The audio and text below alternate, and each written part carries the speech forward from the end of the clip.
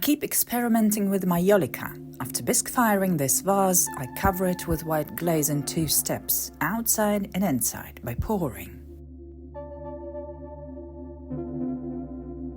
Then, when it's dry, I take some time to smooth it over with my fingers, carefully and thoroughly, making a nice and even layer of white glaze to paint on top of it. Emphasize the neck first, then these sort of roses, all with a turquoise color.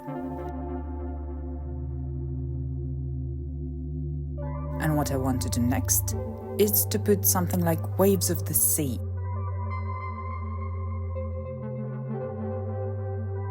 When the row is closed, I can put a boat on my sea.